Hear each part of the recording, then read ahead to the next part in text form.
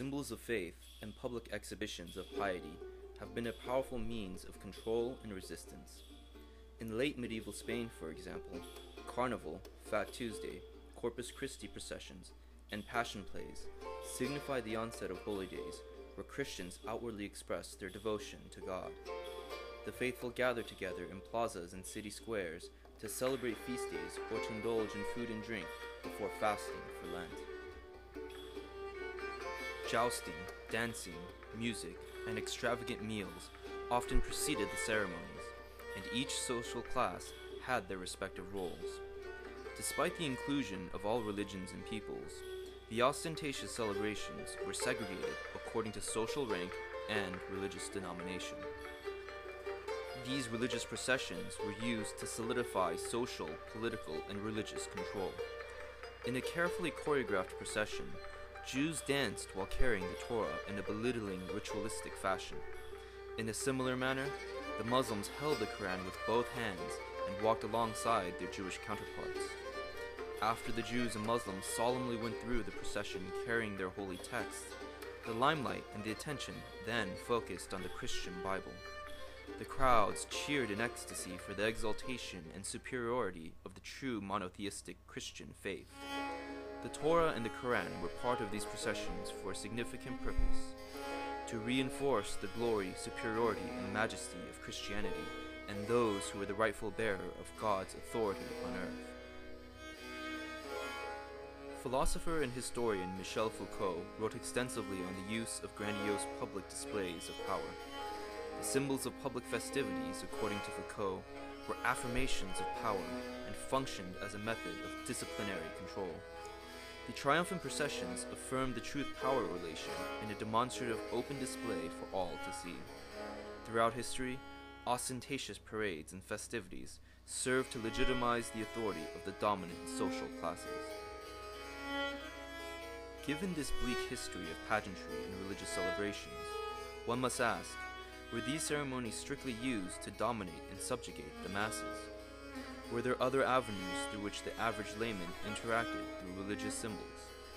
One must also wonder, could the lower ranks of society utilize festivities and symbols of power to subvert and challenge domineering forces? The colonial resistance movements in the Philippines demonstrate that the disenfranchised populace used religious displays of power to destabilize and undermine authoritarian rule. In contrast to the use of power by the Spanish elite, the anti-colonial resistance in the Philippines during the late 19th century is an excellent case study to show how Catholic culture was used to challenge Spanish colonial authority. Unlike late medieval Spain, the passion plays and poems from the Philippines offer a prime example of how ordinary peasants and rebels used religious symbols to convey a subversive message of opposition to Spanish colonial authority. These messages of revolt were part of a hidden transcript and were eloquently embedded into the religious texts and culture of the Filipinos. In an era where freedom of speech was suppressed, folk Filipino Catholicism served as a vehicle for resistance to colonial oppression. A close examination of these texts and plays reveals a culture that delivers a subtle yet poignant message to the Spanish colonizers.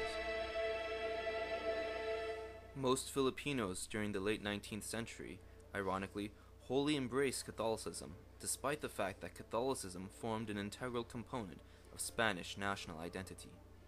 The narrative of the passion plays and poems focused on the lowliness of Christ.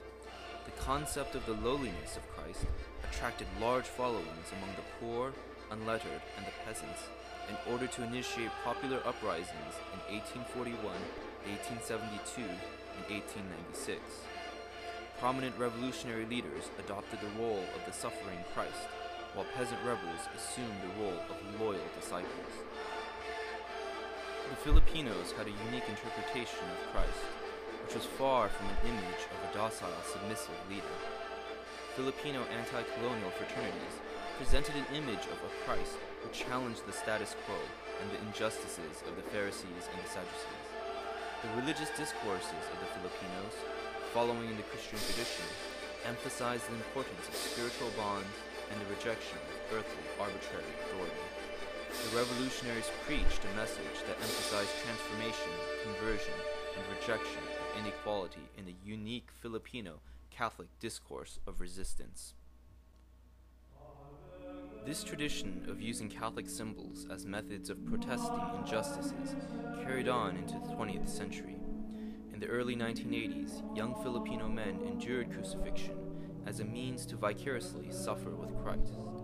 Yet, these crucifixions carried a social-political message as well, and directly connected to the oppression and poverty brought on by the oppressive rule of Ferdinand Marcos. Scholars have argued that public ritual activities during Holy Week created a collective popular piety where the people connected their social-economic sufferings to Christ's agony on the cross. This unique folk Catholicism captures the struggles and the sufferings of the people and was employed to defy the iniquities of dictatorial oppression.